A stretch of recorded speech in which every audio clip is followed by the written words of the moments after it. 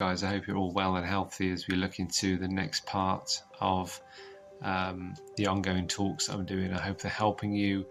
I hope they're impactful for you. I hope they're actually doing some good for you as we move into various areas of our recovery and as we learn. And as I've said before on previous talks, I'm talking to myself as well as everybody who's watching this. I really am. So I want to look today about something that we don't really say out loud, but we actually feel and we internalise perhaps more. But I think we need to talk about this, and it's I've entitled this talk "The Cost of Going Back." The cost of going back to our addiction, because it comes with a huge cost. If we slip back to our addiction, and if we have days when we may just be tempted to think, oh well, it's only once, it's only one drink, it's only one time, it's only one bet, it's only another time of, it's only a quick look on that porn site, it won't hurt, it doesn't matter. But believe me, it does matter, it all matters, because we need to be putting distance and escape between the addiction that has robbed our lives. And we need to find the inner strength now to face up to the fact that we may be tempted back. There may be times when our addiction would scream at us to come back. And it's how we move forwards and don't retract from an addiction that was killing our lives. Let's just have a little look into this. So the cost of going back, and maybe it's not in a dramatic way as such, and perhaps it's not in a fear-based way, but in an honest way, because we're human, we're flesh and blood, we fail, we mess up, we're not perfect, we're not robots. But it's how now we deal with setbacks, and what about the integrity now which we're pouring back into our lives, which would help us, which would strengthen us, that would give us some resolve to deal with these kind of setbacks if and when they come, which they may do. Because at some point in our recovery, I think almost everybody has the thought of, would it really be that bad? Would it really matter? Maybe not today, maybe not tomorrow, but that thought does appear, and it usually comes quietly. It doesn't come with a big bang. It may be come in quiet, small moments, maybe when we're self-isolating, maybe when we feel a bit lonely or a bit bored. We've got time on our hands and we're just contemplating, would it be okay? Would it matter? It would just be once. It won't hurt.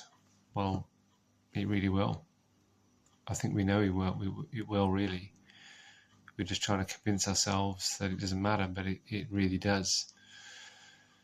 And it's not normally when things are terrible or going really, really pear-shaped that these kind of thoughts might come back. It might just be when things are just a bit tough and a bit hard. Maybe it's been a busy day at work. Maybe you're a bit stressed. And escape would scream at us, that's the easy route. Escape back would just satisfy us for that moment.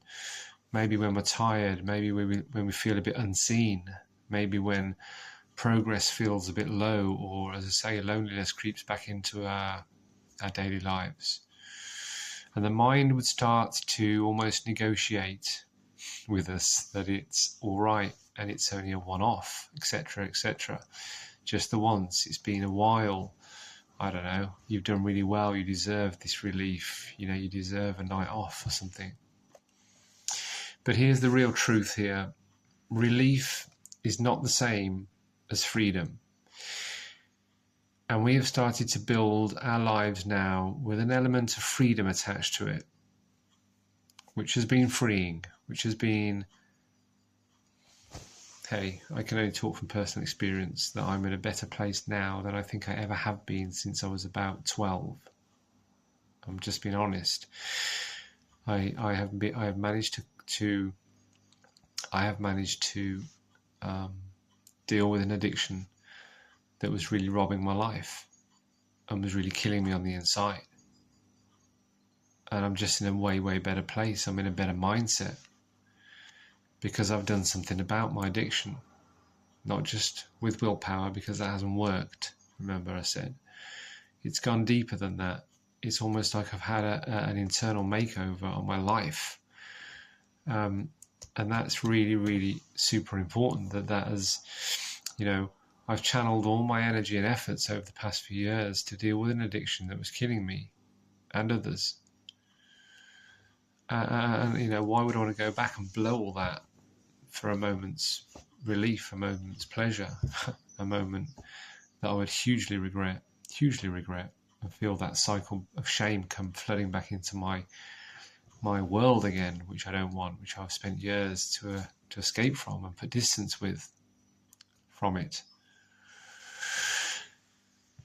An addiction, as I say, would kind of has a way of sort of, I don't know, editing the memory, if you like. It reminds you of the escape. It reminds you of the numbness. It reminds you of the short-term relief. And it doesn't replay the shame that would come back into our lives, which is so real.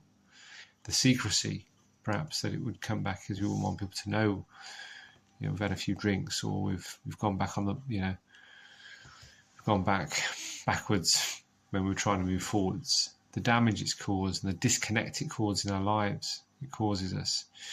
It doesn't show us the days after. And recovery asks you to remember the whole of the picture, because we've seen that now. We've experienced the whole of the picture, and recovery has helped us, has aided us to do that.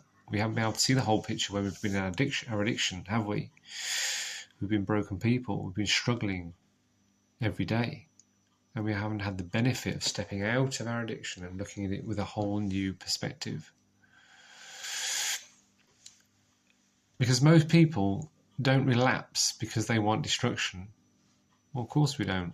We don't want that. But we relapse because we forget the cost. We forget the cost of it, of what we spent so long to move away from. And as I said, a momentary pleasure would scream it's okay. And it's not okay. So let's be strong. Let's be strong men. And let's find a way of how we can deal with this. It would come at a cost to our peace. It would come at a cost to our integrity if we went back to our addiction. It would come at a cost to our relationships. 100% sure it would do. And it would come at a cost to us and our self-respect that we've tried to put back into our lives, which has been missing for way too long. And sometimes the cost isn't dramatic, sometimes it's subtle. In fact, I think more often than not it would come really small, subtly, as an undercurrent. It wouldn't be some dramatic big thing. We would just feel these kind of urges coming back in at times when it would target us, maybe when we're tired, when we can't sleep at night. And these kind of little subtle ways would come back to us to try and almost haunt us and hurt us. You lose momentum by going back. You would lose confidence. We're building in a confidence and resilience. That would be knocked down. That would be just smashed to pieces. You would lose the quiet belief that you were building, and rebuilding that belief takes time. Recovery doesn't happen instantly, does it? It takes time to build into it. Now, this isn't about fear, it's about clarity. When you're clear on the cost, decisions become simpler. When you're clear on the cost, when you're clear that what it cost you to go back to your addiction that was killing your life, decisions become simple. Not easy, but simpler. You stop negotiating with the part of you that wants to escape. You will have been able to resist that. You begin to say, I know where this road leads. I know exactly where this road leads. I know exactly, looking at that website, where that will lead next. So I'm not even going to look. I'm not even going to go there. I'm not even going to pick up that drink because I know I want another one. I'll know I need a bottle. I know I'll need more.